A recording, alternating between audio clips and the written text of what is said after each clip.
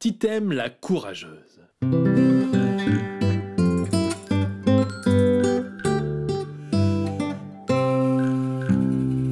Titème habite dans une pauvre petite maison, dans un pauvre petit pays. Avec sa pauvre petite mère, son pauvre petit père, sa pauvre petite sœur et son pauvre petit frère. Ils n'ont presque rien, et pour manger, ils s'épuisent à travailler une terre sèche et pleine de cailloux, d'où ils n'arrivent qu'à faire pousser que quelques pauvres petits légumes. Mais Titème n'est pas malheureuse. Personne de sa famille ne l'est d'ailleurs, car ils sont ensemble, et ils s'aiment beaucoup.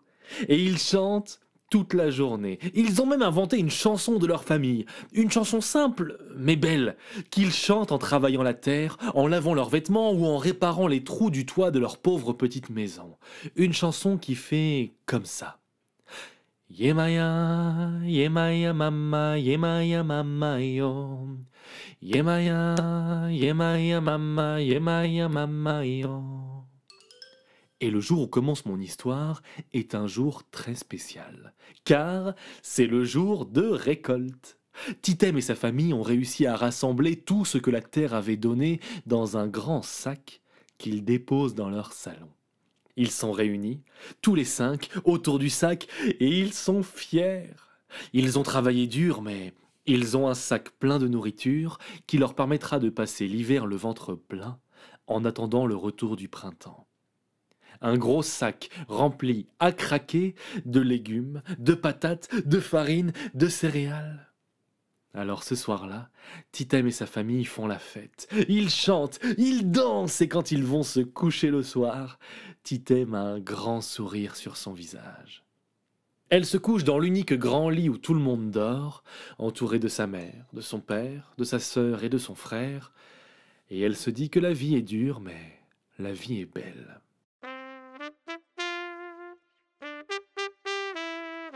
Mais le lendemain, quand elle se réveille, il y a quelque chose de bizarre. Elle a un peu froid dans le lit. Elle regarde au-dessus d'elle, sa mère n'est plus là. Elle regarde à sa droite, son père n'est plus là. Elle regarde en dessous d'elle, sa petite sœur n'est plus là. Elle regarde à sa gauche, son petit frère n'est plus là non plus. Étrange tout ça. Alors elle s'habille, prise d'un mauvais pressentiment, et descend de la chambre vers le salon. Et là, ce qu'elle y voit lui coupe le souffle. Toute la famille est là, et ils observent la pièce sans dessus-dessous. Les tables sont retournées, les chaises sont à l'envers, la porte est cassée, mais surtout, le sac de nourriture a disparu. Quelqu'un est venu cette nuit et a volé notre nourriture, lui explique tristement sa maman. Mais c'est injuste, explose Titème. Cette nourriture, c'est nous qui l'avons faite pousser, c'est nous qui nous sommes donné du mal, et quelqu'un nous la vole. Alors là, non. A-t-on vu qui l'a volée ? Non, lui répond son père. Alors, je vais mener mon enquête, reprend Titème. Elle se frotte le visage pour se réveiller complètement et se met au travail. Dans le sol recouvert de farine éparpillée, elle se met à la recherche d'indices. Elle observe avec attention les petits éclats de bois brisés, mais elle ne peut rien en tirer. Elle renifle la porte cassée, mais elle ne peut rien en tirer. Elle écoute le bruit que font les tables renversées quand on tape dessus, mais elle ne peut rien en tirer. Elle analyse les traces de farine tombées au sol, mais elle ne peut... Attends un peu.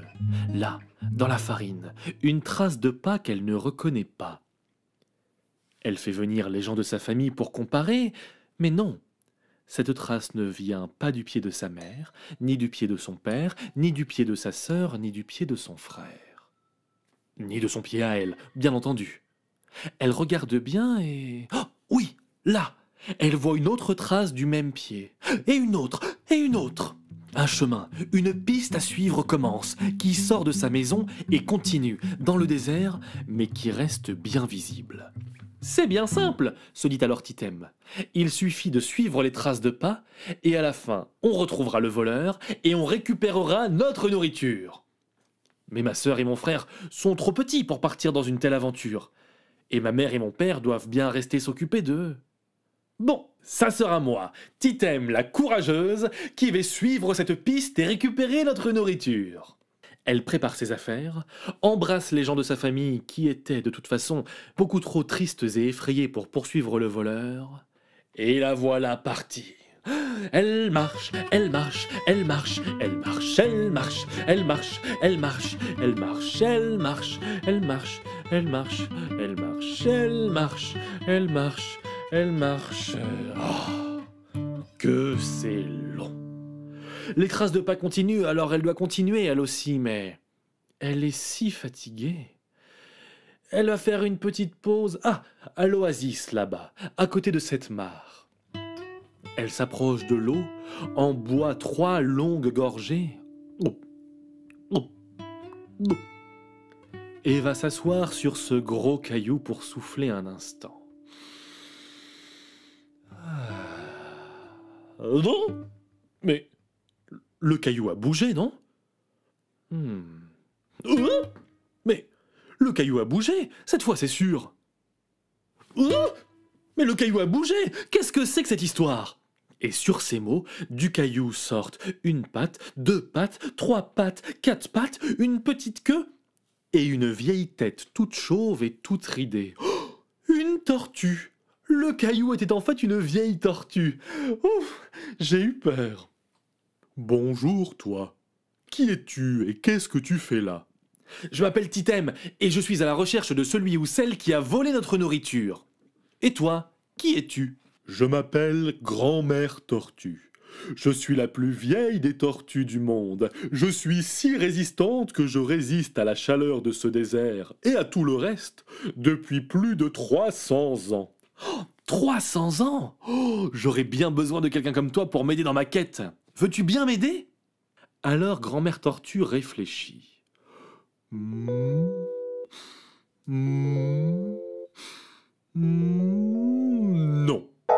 Ce sont tes affaires et ça ne me regarde pas. Titème est très déçue. Elle pensait que les gens l'aideraient plus, mais sans l'aide de cette tortue, elle ne sait pas si elle pourra trouver la motivation pour continuer. Alors elle pense à sa famille, qu'elle ne pourra pas aider. Elle pense à sa pauvre petite mère, à son pauvre petit père, à sa pauvre petite sœur et à son pauvre petit frère. Et comme elle pense à eux, ça lui fait penser à leurs chansons que, sans même y réfléchir, elle commence à chanter. Yemaya, yemaya mama, yemaya mama yo. Yemaya, yemaya mama, yemaya mama yo. Mais quand elle termine sa chanson, elle regarde la tortue, et celle-ci a un grand sourire qui remonte jusqu'à ses oreilles de tortue, et une petite larme qui coule juste là. Elle est belle, ta chanson. C'est la chanson de ma famille. Alors, je vais t'aider. La grosse tortue fouille dans ses affaires et sort un grand et vieux bouclier de bois. Prends ce bouclier, il est magique et il te protégera de toutes les attaques. Oh, merci, grand-mère tortue, merci beaucoup. Je peux te faire un bisou pour te remercier? Oh, bien sûr.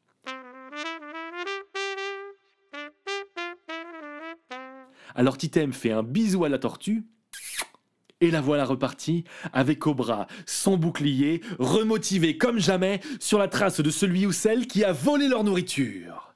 Elle marche, elle marche, elle marche, elle marche, elle marche, elle marche, elle marche, elle marche, elle marche, elle marche, elle marche, elle marche, elle marche, elle marche, elle marche. Oh, que c'est long. Les traces de pas continuent, alors elle doit continuer elle aussi, mais elle est si fatiguée. Et il fait si chaud. Elle a beau se protéger avec le bouclier, tout ceci l'épuise.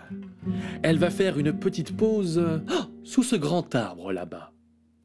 Elle s'approche et s'assoit contre le tronc. Oh, ça fait du bien. Mais la poussière du désert lui donne envie d'éternuer. Ah non, ça va. Ah si, ah si. Ah non, ça va. Ah si, ah si.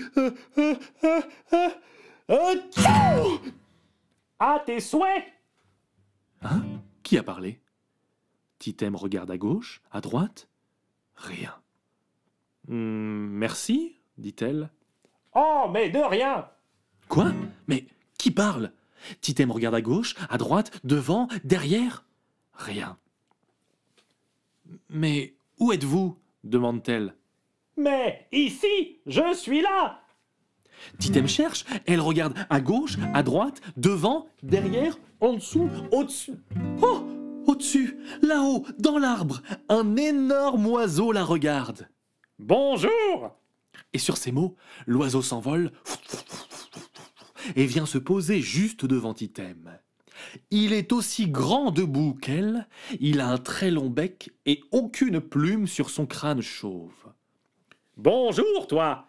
Qui es-tu et qu'est-ce que tu fais là? Bonjour, je m'appelle Titem et je suis à la recherche de celui ou celle qui a volé notre nourriture. Et toi, qui es-tu? Je m'appelle Grand Marabout. Je suis le plus rapide des oiseaux du pays. Je vais si vite que je peux traverser le désert en 1 heure, que je peux traverser le pays en 1 journée et que je peux traverser le monde entier en 1 semaine. Oh, 1 semaine? J'aurais bien besoin de quelqu'un comme toi dans ma quête. Veux-tu bien m'aider? Alors, le grand marabout réfléchit. Non.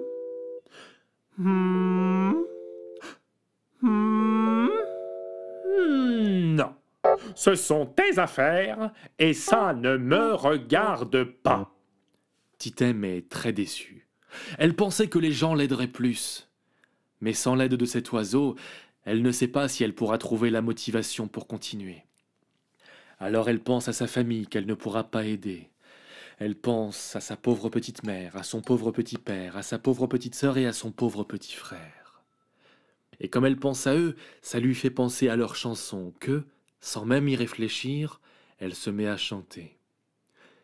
Yemaya, yemaya mama, yemaya mama yo. Yemaya, yemaya mama, yemaya mama yo. Et quand elle termine sa chanson, elle regarde l'oiseau. Et celui-ci a un grand sourire qui remonte jusqu'à ses oreilles d'oiseau. Et une petite larme qui coule juste là. Elle est belle, ta chanson. C'est la chanson de ma famille. Alors, je vais t'aider. Grand Marabout étire son aile et il arrache touing, une grande plume noire qu'il donne à Titem. Prends cette plume. Si tu cours en la tenant entre tes mains, tu pourras courir aussi vite que le vent. Oh, merci, Grand Marabout, merci beaucoup. Je peux te faire un bisou pour te remercier? Oh, je n'aime pas trop les bisous. On fait un top là? Parfait, va pour le top là.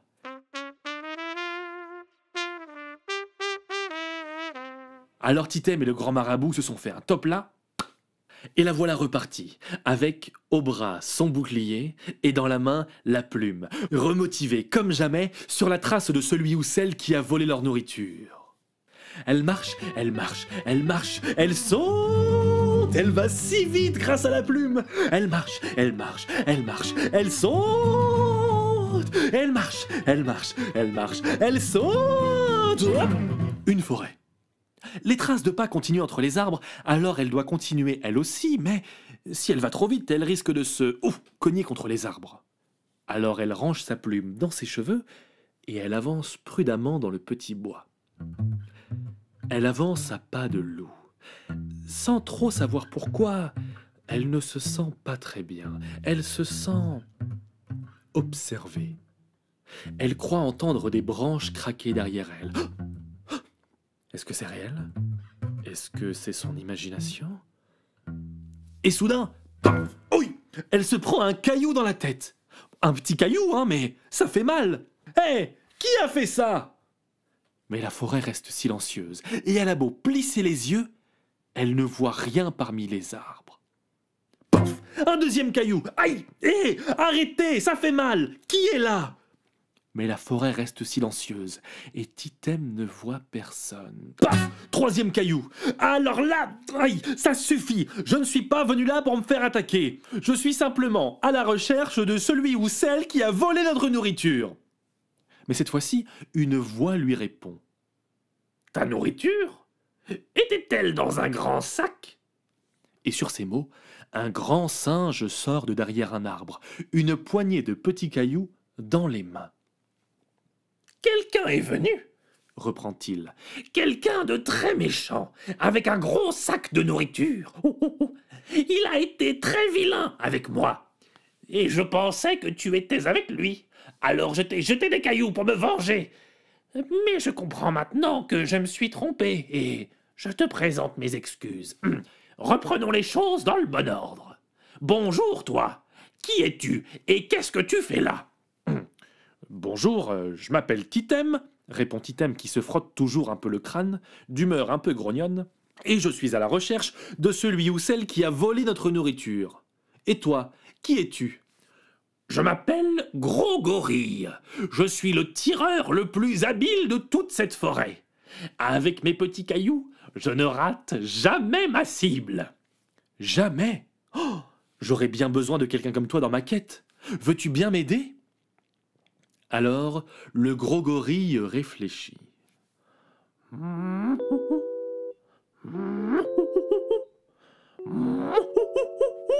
Non, ce sont tes affaires et ça ne me regarde pas. Titem est très déçue. Elle pensait que les gens l'aideraient plus, mais sans l'aide de ce singe, elle ne sait pas si elle pourra trouver la motivation pour continuer. Alors elle pense à sa famille qu'elle ne pourra pas aider. Elle pense à sa pauvre petite mère, à son pauvre petit père, à sa pauvre petite sœur et à son pauvre petit frère. Et comme elle pense à eux, ça lui fait penser à leur chanson que, sans même y réfléchir, elle se met à chanter. Yemaya, yemaya mama, yemaya mama yo. Yemaya, yemaya mama, yemaya mama yo. Et quand elle termine sa chanson, elle regarde le gorille, et celui-ci a un grand sourire qui remonte jusqu'à ses oreilles de singe, et une petite larme qui coule juste là. Elle est belle ta chanson. C'est la chanson de ma famille. Alors, je vais t'aider. Gros Gorille ouvre sa main et cherche, fouille parmi ses cailloux, et il en sort un, tout petit et tout noir. Prends ce caillou. Il est magique. Avec lui, si tu te concentres bien, tu ne rateras jamais ta cible. Oh merci Gros Gorille, merci beaucoup. Je peux te faire un bisou pour te remercier. Oh, je n'aime pas trop les bisous. On peut se serrer la main? Parfait, va pour un serrage de main.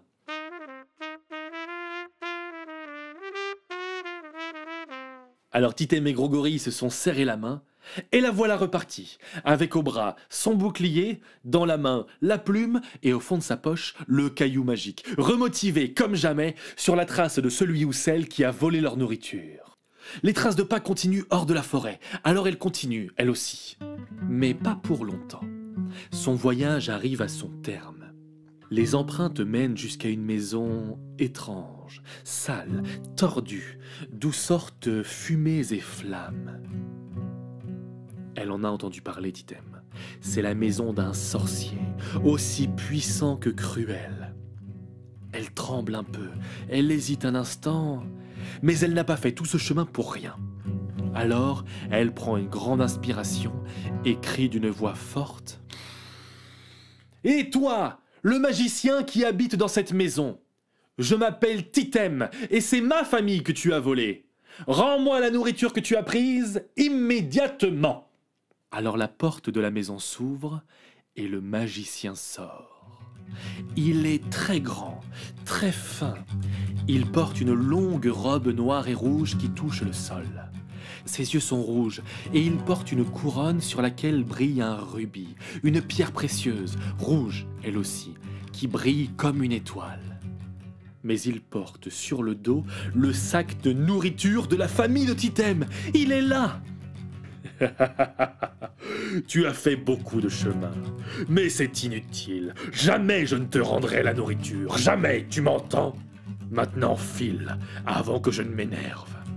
Je crois que vous ne m'avez pas bien comprise, magicien de pacotille. Rendez-moi ma nourriture avant que je ne m'énerve. Quoi? Comment m'as-tu appelé? Dernière chance, petite, va-t'en. Non, toi, dernière chance, va-t'en. Ah, arrête ça tout de suite. Non, toi, arrête ça tout de suite. Ça suffit. Non, toi, ça suffit.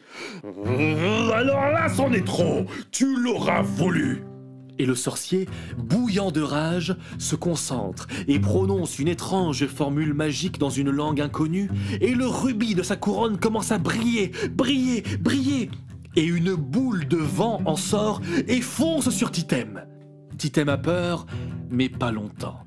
Elle saisit le bouclier de la tortue et se cache derrière. La boule de vent s'écrase sur le bois, et le bouclier magique marche tellement bien que Titème n'est même pas décoiffé. Le sorcier n'en revient pas. Comment ? Mais comment est-ce possible ? Je suis le magicien le plus puissant du monde. Tu vas voir ! Alors de nouveau, le sorcier, bavant de rage, se concentre et prononce une étrange formule magique dans une langue inconnue. Et sa couronne commence à briller, briller, briller, et une boule d'eau sort et fonce sur Titème. Titème a peur, mais pas longtemps. Elle saisit le bouclier de la tortue et se cache derrière. Et la boule d'eau, plouf, s'écrase sur le bois. Et le bouclier magique marche tellement bien que Titème n'est même pas mouillé. Le sorcier ouvre grand sa bouche d'étonnement. C'est impossible! Comment cette gamine peut contrer mes sortilèges les plus puissants? Non, tu vas voir! Alors, une troisième fois, le sorcier, fumant des oreilles de rage, se concentre et prononce une étrange formule magique dans une langue inconnue, et sa couronne commence de nouveau à briller, briller, briller, et une boule de feu sort et fonce sur Titème. Titème a peur, mais pas longtemps. Elle saisit le bouclier de la tortue et se cache derrière. La boule de feu s'écrase sur le bois. Et le bouclier magique marche tellement bien que Titème n'a même pas chaud. Le sorcier chancelle d'étonnement. Quoi ? Comment ? Même la boule de feu ? C'est impossible. Eh bien, ajoute-t-il en tremblant un peu, mais cette fois-ci de peur, si je ne peux pas te combattre, je peux m'enfuir avec la nourriture et tu ne me rattraperas jamais. Et le sorcier s'élance en courant pour s'éloigner de Titème, toujours avec le sac de nourriture sur l'épaule et le rubis qui brille une fois de plus et qui l'enveloppe d'une lumière rouge qui semble le porter. Et à chacun de ses pas, il parcourt 100 mètres. Il semble à la fois courir et voler à une vitesse prodigieuse. Mais Titème n'a pas dit son dernier mot. Elle saisit la plume du grand marabout entre ses doigts et s'élance à la poursuite du magicien. Et la magie de l'oiseau est plus puissante que celle du sorcier. Et en quelques enjambées, elle l'a rattrapé. Tu vas quelque part, vieil escargot ? Oh ! Le sorcier s'arrête de courir. Il tremble comme une feuille, de rage, de peur et de honte d'être ainsi ridiculisé par une enfant.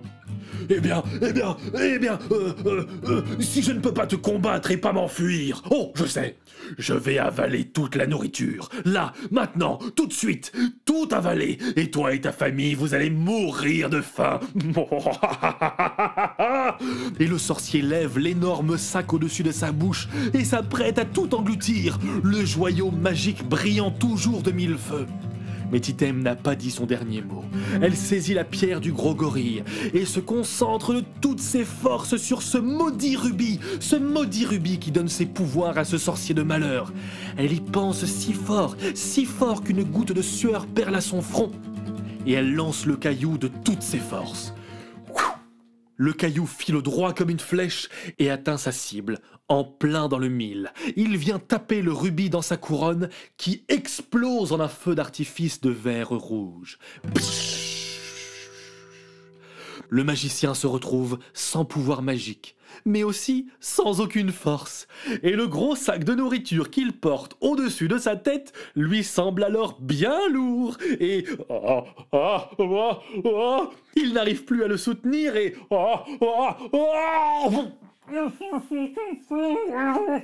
le sac l'écrase. Titème s'approche de lui, toujours coincé sous son sac. Elle prend un peu le temps de savourer sa victoire, puis elle reprend le sac en disant « Je t'avais bien dit, magicien de pacotille, de me rendre ma nourriture avant que je ne m'énerve. Privé de tes pouvoirs, tu ne pourrais plus faire de mal à une mouche. Alors reste là, dans ta maison nulle, et n'embête plus personne. Et si tu recommences à embêter les gens, je le saurai, et je reviendrai m'occuper de toi. Compris? Compris. J'ai rien entendu. Compris? Compris. Titem est reparti, à grandes enjambées grâce à la plume qui lui permettait de porter le gros sac comme s'il était léger, justement comme une plume.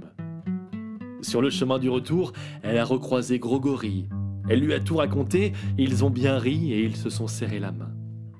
Elle a recroisé Grand Marabout. Elle lui a tout raconté, ils ont bien ri et ils se sont fait un taux-plat. Elle a recroisé Grand-mère Tortue. Elle lui a tout raconté, elles ont bien ri et elle lui a fait un bisou. Elle est finalement rentrée dans sa famille, qui était si heureuse de voir revenir la nourriture, mais surtout de voir revenir Titem, la courageuse. Ils ont eu à manger pour tout l'hiver, et n'ont plus jamais entendu parler du méchant magicien. Et tous les soirs, ils mangeaient un bon repas, et ils faisaient la fête en dansant et en chantant. Yemaya, yemaya mama, yemaya mama yo. Yemaya, yemaya mama, yemaya mama yo. Yemaya, yemaya mama, yemaya mama yo. Yemaya, yemaya mama, yemaya mama yo.